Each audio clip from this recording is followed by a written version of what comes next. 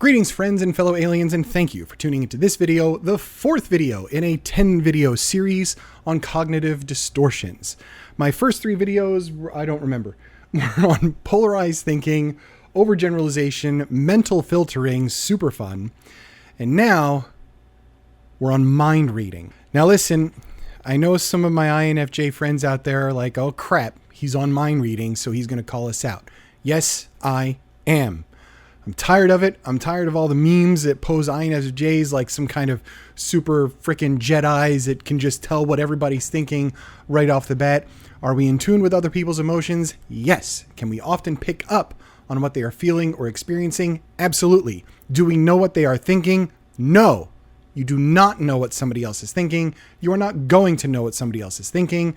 That is a cognitive fallacy. Right? This is a cognitive distortion. This is something that your head is doing that it should not be doing. And I'm going to tell you why this is terrible and why this is a terrible thing for you to do to yourself. Mind reading is jumping to conclusions based off of an expression on somebody's face, an offhand comment that they said, or, the classic, the one that gets everybody, is that text message. That text message that comes through and just says, okay. Now, granted, there are some texts that come through and you know that that person is experiencing something that's probably not a great thought, right?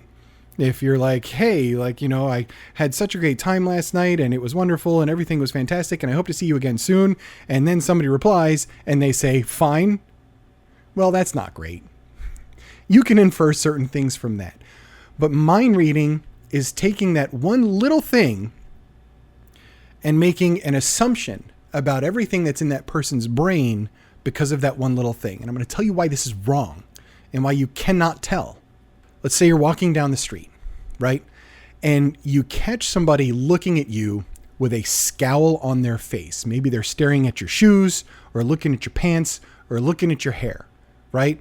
And perhaps you didn't have time to get ready in the morning or whatever else. Maybe you're feeling a little disheveled. You're not feeling tip-top shape, right? And you're not feeling tickety-boo. And you're walking down the street and this person gives you that look. And immediately, all of your insecurities flood in there. My hair is not right. Oh my gosh, my shoes, my pants, like whatever. I look fat. I'm this, I'm that. I'm stupid. I'm terrible. I'm the worst person ever. I'm going to go jump into traffic. Mind reading is what we do when we fill in all of those gaps. You have no idea if that person was even thinking about you. And 95, 99% of the time, they're not even looking at you. They're having their own experience, their own life thing. Maybe they got a text message when they said, hey, I had a great night last night. And the person replied, fine, right? And they have this expression and you take that and internalize it and you make it about you. Boo, it ain't about you.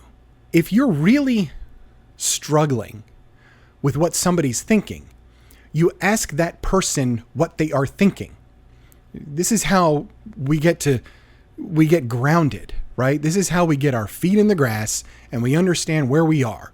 We've checked our location, we verified, we're good now. But taking that little event, that little word, that little expression, that little whatever it is, and then creating just this exponential flood of negativity in your head over it. Well, that's your internal dialogue screwing with you. It has absolutely nothing to do with what that person is thinking or feeling.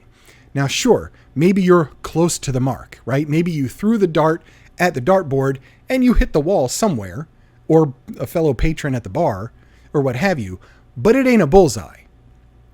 Do you know how I know it's not a bullseye? Because mind reading doesn't exist. That's how.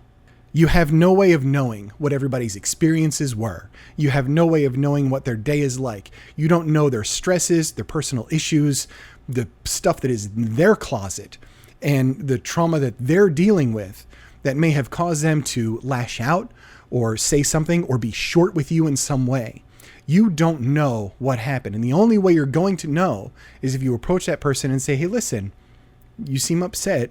Are you all right? Did I do something or did I say something?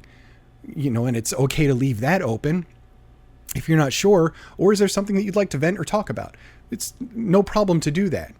one of the great things to ask somebody, especially if you're close with somebody, if you see them having a hard time with something, and maybe they are short, and maybe the temper is just like a little raised, right? Is to say, hey, listen, do you want somebody to listen, or do you want some solutions to what's going on? And if they say, I just need to vent, great. And you can sit back and you're totally in the clear, and you're the ear, and let them vent and be supportive. If they say, I need solutions, okay, well, then what's going on? And what are some of the options that I could maybe help you work out? That's just being a good friend, really. So it's important to understand that mind reading is not something that you are capable of doing. You are not the great Zoltar or whatever it is. I forget, was it Zoltar? I think it was Zoltar. You are not that thing. You don't have the crystal ball. You can't tell what everybody is thinking all the time. What you are doing is impressing typically a lot of negative things onto yourself. It is negative self-talk triggered by a micro expression or one little thing that somebody else does that just finds its way through the armor, hits you, and brings out all this negative stuff that you're bringing upon yourself. Now look, I know, fellow INFJ friends, a lot of you are just very, very determined to convince me that you know what somebody else is thinking by just looking at their face. You don't. You can pick up on things, you can pick up on moods, but you don't know the full story behind it. And it is a really terrible habit to get into, to take that one negative thing that somebody else might be experiencing and then constructing this entire fantasy of negativity surrounding yourself. It's an egotistical move. It's something that we should not be doing. And it's terrible for us. It's a bad experience for us all the way around. Do you do this? Do you pick up on that one little negative thing and then construct this entire negativity fantasy around yourself? And if so, how do you break that cycle? And are you aware of it? Are you aware of it all the time or not at all? Or do you have to deal with somebody that does this on a regular basis? I'm really curious to know your thoughts on this one. Leave them in the comments below. If you haven't already, you can join this channel. There's a private Facebook group where we're all hanging out and just kind of chilling and sharing pictures of our pets and that kind of stuff. Some like minds, and it's just a nice little group right now. We'd love to have you in there. There's lots of ways you can support this channel. Just check out the links below and be sure to catch the following videos in this series. There's 10 of them coming out and we're just on number 4 right now. Number 5 is another mind reading like one on fortune telling, which should be a real hoot. So here we go. Again, leave a comment if you have some thoughts on this. And I can't wait to see you on the next video.